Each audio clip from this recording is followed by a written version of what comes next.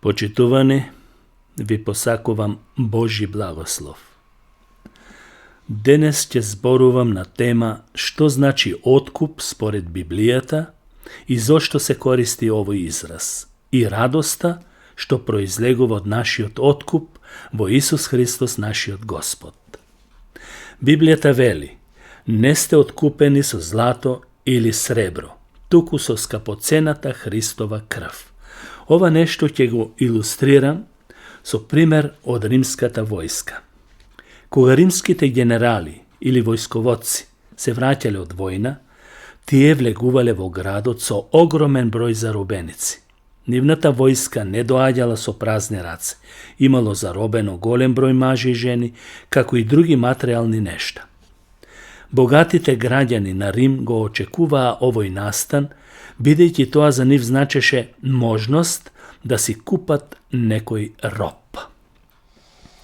Ова е сцената што авторите на Новиот Завет, Библијата, ја имале на ум, кога пишувале за откупот во Исус Христос. Тоа е вообичаен збор за купување на пазарот нешто. Зборот откуп или купување, што се спомнува во Библијата, е избран од Светиот Дух. Јазикот во првиот век, за да се изрази една од главните вистини во врска со нашето спасение, се вика откуп. Да го разгледаме сега тоа библиски. Прво, сите луѓе, според Библијата, се робови на гревот. Секој човек што не е наново роден е роб на гревот и живее во Адамовиот грев. Во Римјаните, 6 глава, 17 стих, ги подсетува верниците дека некогаш бевте робови на гревот, вели апостол Павле, што укажува на нивната поранешна состојба како неверници. Робот бил во собственост на неговиот господар, во многу реална смисла на зборот и немал законски права. Неговата должност била исклучиво послушност и служење. Сите луѓе се проколнати од гревот. Да, сите луѓе без разлика, што се родени во Адам и преку Адам и Ева, се проколнати од гревот.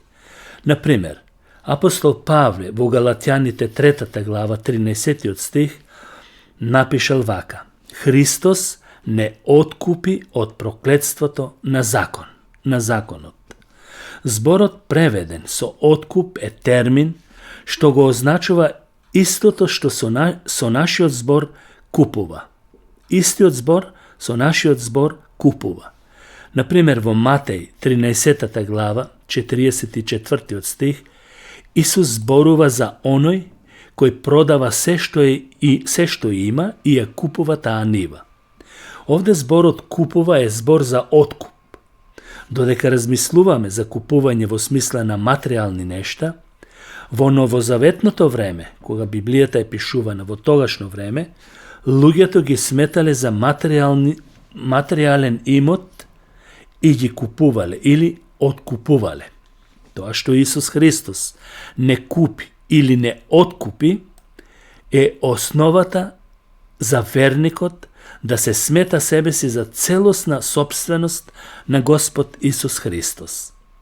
Павле ги подсетува коринтјаните, например црквата во Коринт, за тоа кои се тие, барајќи од нив, да се присетат и вели: или не знаете дека не сте своји, зашто сте купени или откупени со цена?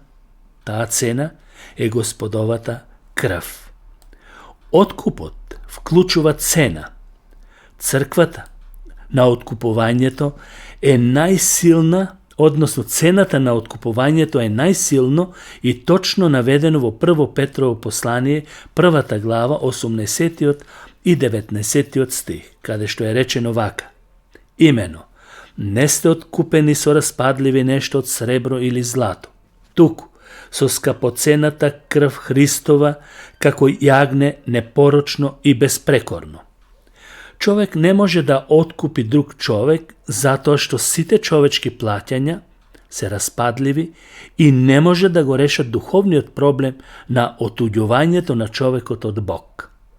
И затоа, откупот што Исус го дава со цената на неговата крв вклучува слобода. Значи, сите луѓе се грешници, сите луѓе се робови на гревот, но откупот вклучува слобода од гревот и смртта.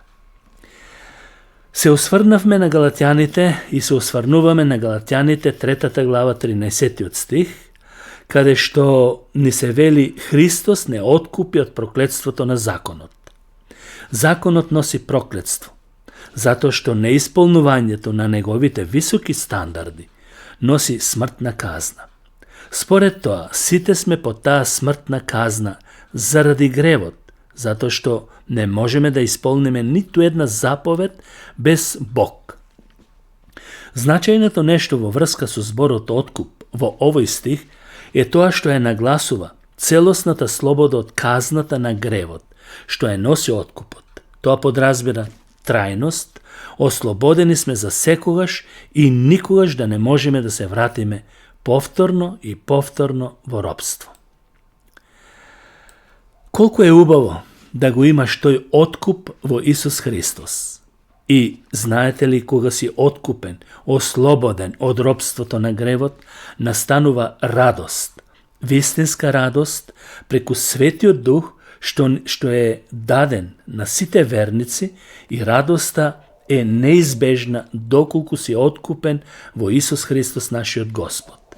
И затоа, кога си откупен, имаш плод на Духот, а тоа е радост, или како што апостол Павле ги набројува плодовите на Духот во Галатјаните 5 глава. Тоа е радост, мир, воздржливост, љубов, кроткост и така натаму. Можеш ли да се радуваш во Господ кога од сите страни сме сардисани или потиснати, кога многу нешта во општеството не се како што треба и кога сето тоа се одразува и во нашето секојдневие? Дали можеш да се радуваш кога веќе си откупен, а сатаната или гревот да не ти дозволува да се радуваш? Например, во Филипјаните 4 глава 4 стих е запишано дека треба постојано да се радуваме. Радувањето е нешто што треба да го практикуваме. Причината зошто повеќето верници не се радуваат доволно е затоа што не знаат или не се свесни дека со примањето на Духот и откупот тие веќе ја имаат во себе Божјата радост преку Светиот Дух. Тоа може да се забележи во Галатјаните, како што реков 5 глава 22 стих, каде што апостолот ја сместува радоста во плодот на Духот. Нашата радост е во Господ, затоа што сме откупени. Тоа значи дека нашата радост произлегува од тоа што имаме нов живот во Исус или сме наново родени преку Светиот Дух. Радоста не доаѓа пред се од надвор како одговор на околностите, туку таа доаѓа од внатре и е плод на Духот. Секој човек сака да се радува, да му биде животот весел, но повеќето луѓе тоа не го прават. Павле на христијаните им заповеда секогаш и секогаш да се радуваат во Господ за големиот откуп што го имаат во Исус. Тоа за повеќето изгледа невозможно. Тие мислат, не можеме секогаш да се радуваме, особено кога живееме во лоши времења. Но Господ во тој случај би бил неправеден ако ни заповеда нешто да правиме што е недостижно. Не само што е можно да се радуваш во секое време, туку тоа е и пожелно. Почитувани, вистина е тоа дека не можеме во секое време да се радуваме ако чекаме нашите околности да станат подобри. Дури и кога се чини дека е се во ред, ќе имаме некаква тага поради некои поранешни трагедии или идни стравови и слично. Но нашата радост сепак треба да биде во Господ поради неговиот голем откуп и слободата што ја имаме преку Светиот Дух. Како што вели апостол Павле, каде што е Господовиот Дух, таму е слободата. Ова заповед, радувајте се разликува од размислувањето на повеќето луѓе, кои мислат дека е погрешно го разбираме апостол Павле. Но во никој случај. Павле не е разбран погрешно кога ни заповеда да се радуваме. Тоа што го пишува на Филипската црква, тој тоа го пишува од затвор. Тој и во затворот се радуваше. Зошто? Затоа што знаеше дека тој е откупен, тој е ослободен од гревот и околностите не му причинуваат тага, туку радост. Тоа е така и ја нагласува оваа вистина без да остава простор за објаснување. Ние секогаш треба да се радуваме во Господ и за големото спасение што го нагласува Павле во писмото до евреите. Ова не е предлог од Павле, туку тоа е заповед од апостолот кој кога го пишувал писмото бил целосно воден од Светиот Дух. Тоа е заповед и не смее да се занемари. Оние кои не ја следат оваа заповед испаѓа како да не се послушни на Божиот збор. Тие се можеби послушни, но е занемеруваат оваа заповед, радувајте се, што е за нивно добро. Тоа го отстранува секој сомнеш дека немаме сила и власт над нашите емоции. Кога нашите емоции зависат од околностите, оправдувајќи се дека не можеме тоа да го оствариме, тогаш Господ би бил неправеден да ни даде невозможна заповед и потоа да не повика на одговорност. Но Бог не е неправеден. Затоа можеме и треба да ги контролираме нашите емоции и да се воздигнеме над нашите околности. Радувајте се во Господ. Зборот радувајте се во Библијата се користи во некоја форма севкупно 192 пати. Многу причини и прилики за радост се запишани во Библијата. Затоа ќе набројам неколку факти. Прво, треба да се радуваме пред Господ, нашиот Бог, затоа што тој е наш татко, наш Бог, наш Господ. Тоа е запишано во Левит, 23 глава, 40 стих, во Второ Законие и така натаму. Второ, треба да се радуваме на Божјото спасение, затоа што Бог ни даде големо спасение. Треба да се радуваме затоа што ние сме тие што го бараат Господ. Тие што го бараат Господ треба да се радуваат, бидејќи Господ ќе одговори на нивните барања. Треба да се радуваме на Божјата добрина, што Господ Бог е добар кон нас верните. Треба да се радуваме на Божјата милост, зашто нашето спасение е по милост, по благодат, преку вера, а не од нас самите.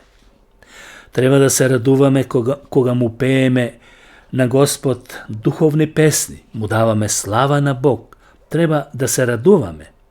Не би требало и не е пожелно кога човек пее, а да мисли на нешто друго. Тој треба да пее, да ги свати овие зборови што ги пее и да се радува на Господ.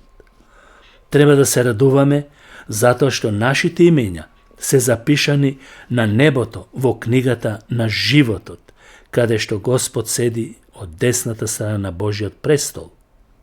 Треба да се радуваме на Божјата светлина, односно тоа што Христос е нашата светлина и ние одиме во светлина, а не во темнина. Треба да се радуваме во надежта на Божјата слава, согласно Римјаните 5 глава, 2 стих.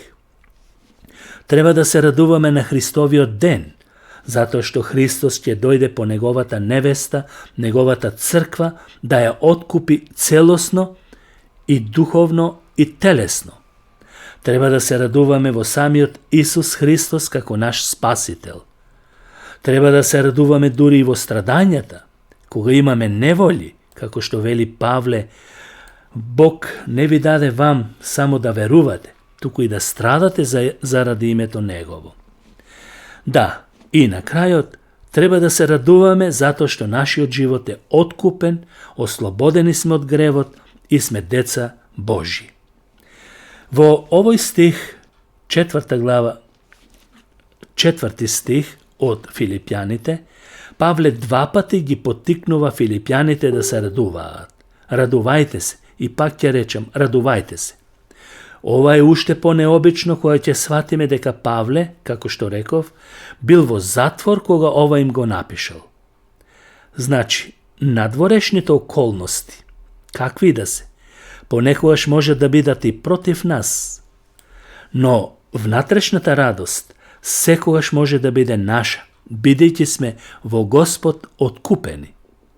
Во Римјаните 16 глава, 11 стих, во Коринтјаните 1 глава, 30 стих, можеме да бидеме задоволни во сите животни ситуации. Од Исус Христос за нас стана се.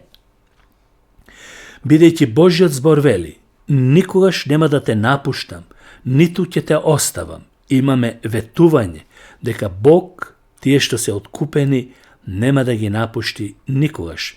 И без оглед на нашите околности, секогаш можеме да бидеме среќни и да уживаме во Господ и Неговиот откуп, и да уживаме со Него и сега и вечно. Радувајте се, и пак ќе речам, радувајте се. Нека му е слава на нашиот Господ Исус Христос во сите векови. Амин.